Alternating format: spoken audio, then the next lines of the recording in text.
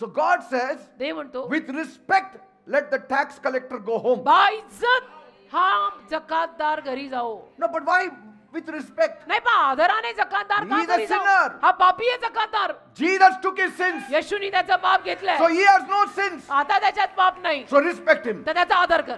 Praise God. देवाला What a धन्यवाद. justification. काय न्यायीकरण. It is not just forgiveness, it is justification. Justification means you have not sinned at all. फक्त क्षमा नाही तर न्यायीकरण. न्यायीकरण म्हणजे की तू पाप केलेलंच नाहीयेस अजिबात.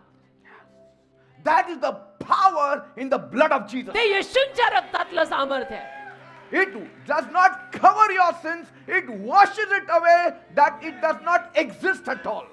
नीट ऐका मी काय सांगते. येशूचं रक्त तुझं पाप झाकत नाही बेटा.